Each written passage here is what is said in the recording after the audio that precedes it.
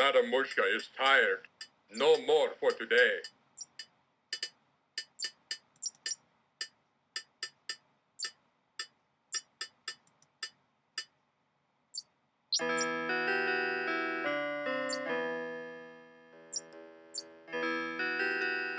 Please, don't bother me anymore.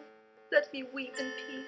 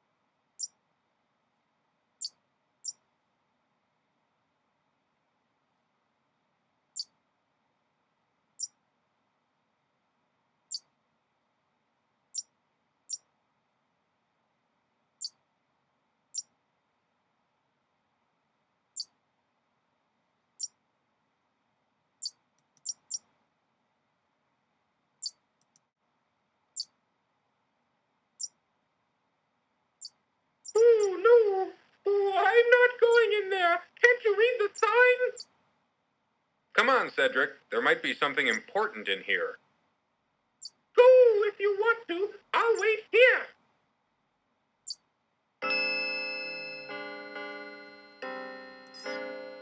Numerous roots, rocks, and ruts choke the narrow forest path, which branches either to the right or to the left.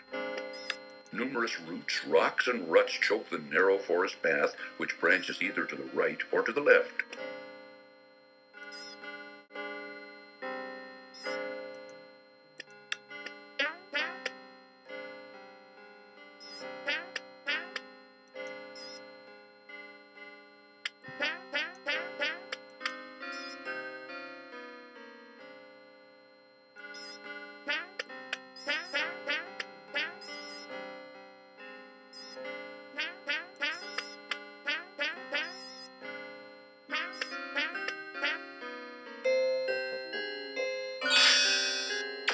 To Graham's great relief, it appears that the witch's magic has been stopped by the amulet he is wearing, just as Madame Mushka said it would.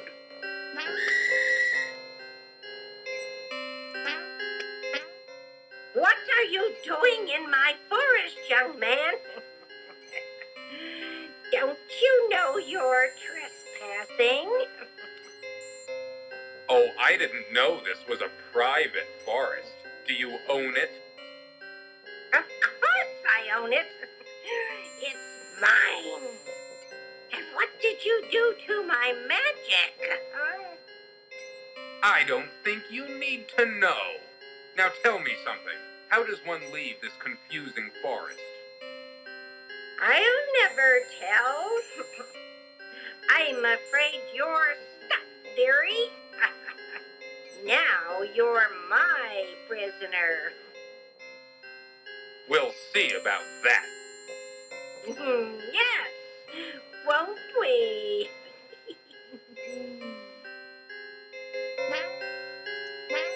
Of all the ugly hags Graham has seen in his life, this is by far the ugliest. Mumbling and muttering to herself, the ugly old hag refuses to indulge in any further conversation with Graham.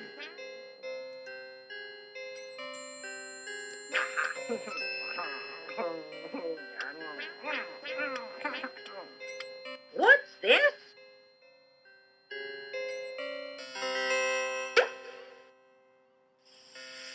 Oh, freedom at last! Now you spend the next 500 years in a bottle.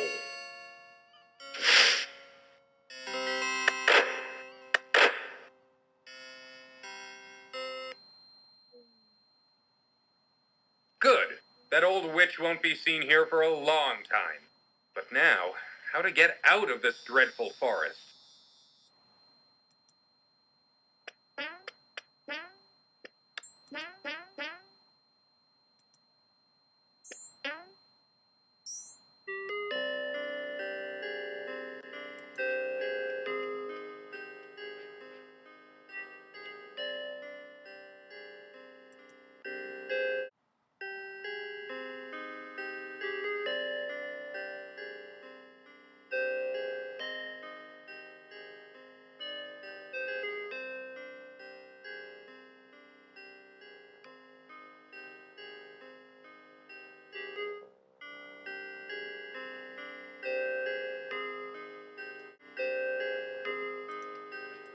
A small door fronts the odd structure.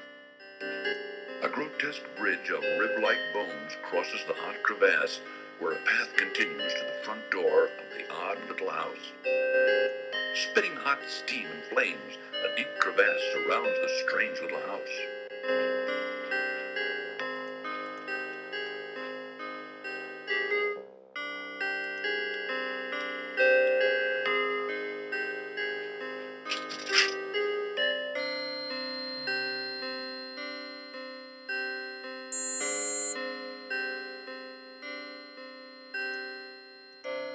The old witch's house has been crudely fashioned from an old tree trunk and salvaged stone. Being cold and creepy, Graham finds he would just as soon hurry up and leave.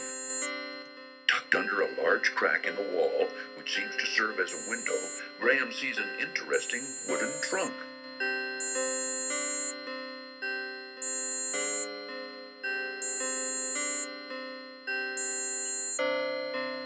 A small, intricate spinning wheel is put away in the trunk. A small, intricate spinning wheel is put away in the trunk. Reaching a hand into the trunk, Graham retrieves the small spinning wheel.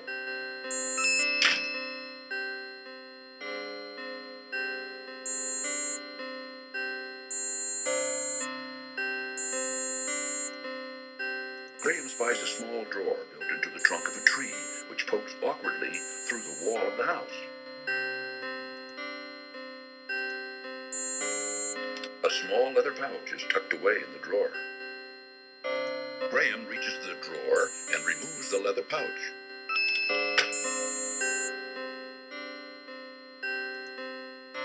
An interesting incense burner hangs from a protruding tree branch.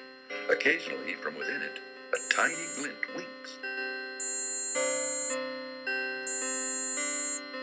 What's this? Why, it's a little key. The old witch's house has been crudely fashioned from an old tree trunk and salvaged stone. Being cold and creepy, Graham finds he would just as soon hurry up and leave. A set of stone steps, much too narrow for Graham's larger body, wind precariously upward in the back of the room.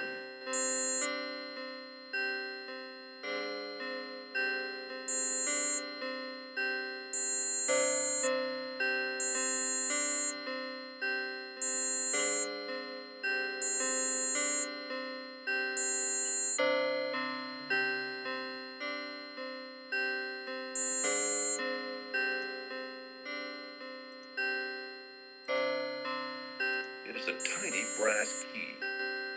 The small leather pouch is drawn tightly closed.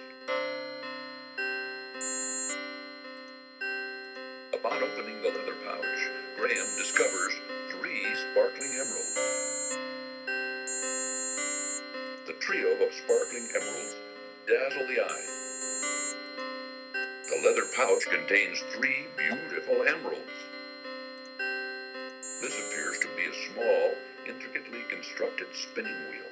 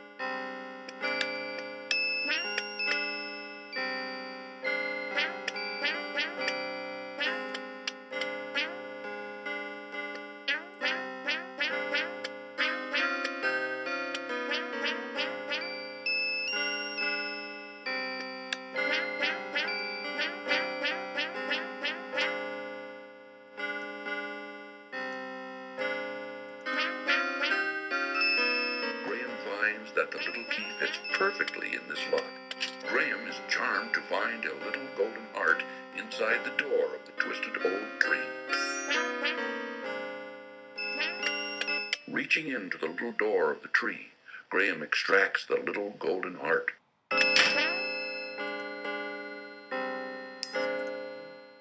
The small heart is made of pure gold.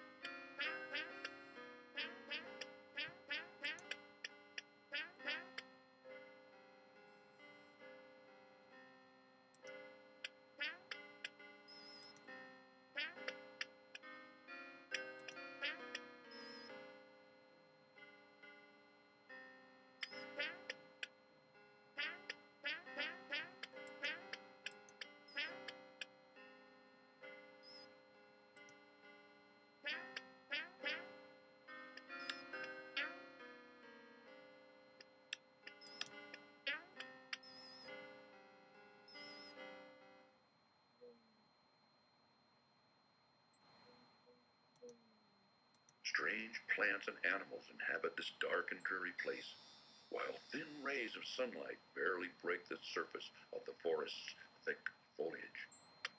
Strange plants and animals inhabit this dark and dreary place, while thin rays of sunlight barely break the surface of the forest's thick foliage.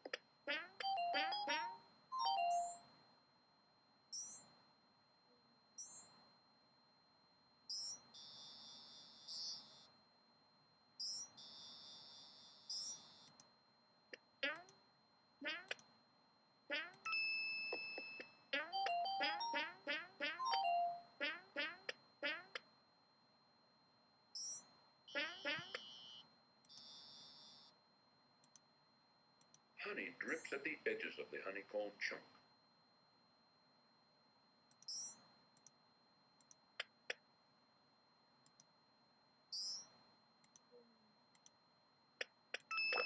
Graham squeezes the honeycomb as hard as he can, which causes the honey to drip out of it onto the ground, creating a sticky little puddle at his feet. Now all that's left of the honeycomb is a piece of beeswax, which Graham puts back in his pocket. A sticky puddle of honey lies on the ground.